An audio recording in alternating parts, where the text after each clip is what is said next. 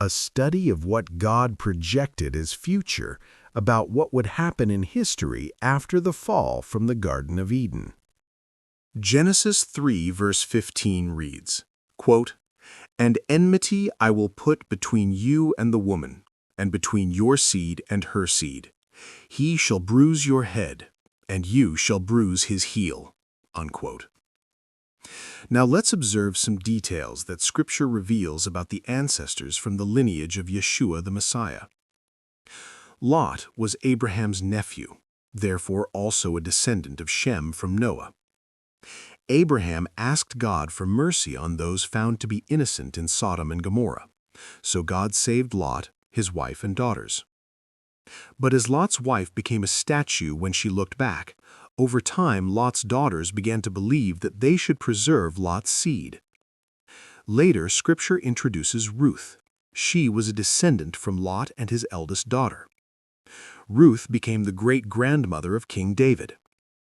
While King David was king, he committed acts of adultery and murder to be with Bathsheba, who became his wife.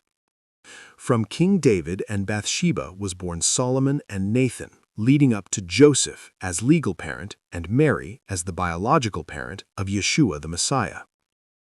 So not only does God set Yeshua as his sacrifice for the redemption of mankind, God even reveals to us that there are no rightful tenants to the eternal kingdom by allowing those sins to occur even in the lineage of so-called royalty. Therefore, the key to the kingdom had to be earned, and only Yeshua was able to do it through fulfilling God's promise.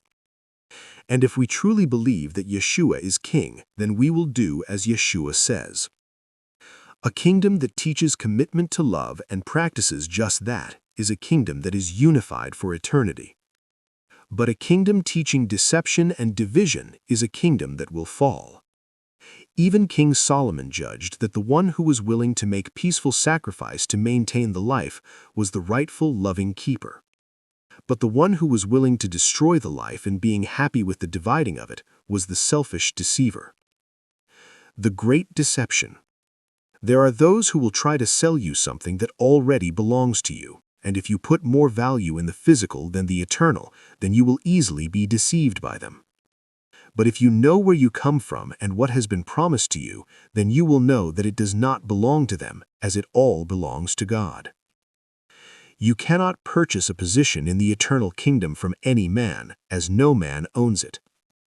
Likewise, you cannot earn a position in the kingdom by following any man or nation. You can only enter into the kingdom if you are dressed in Yeshua's sacrifice, as he earned the rights to be the eternal king. It is by doing what Yeshua told us to do that our spirits will reflect evidence to God of our belief in his promise. So as Adam and Eve failed to believe, we are given one more chance. Any nation believing to have rights to the key to the kingdom, even though through means of deception, that same deception consumes those false keepers.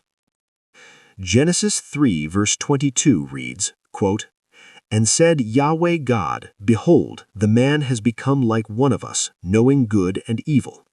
Now lest he put out his hand and take also of the tree of life, and eat and live forever." Unquote. So note that there are no keys available to mankind, only mercy.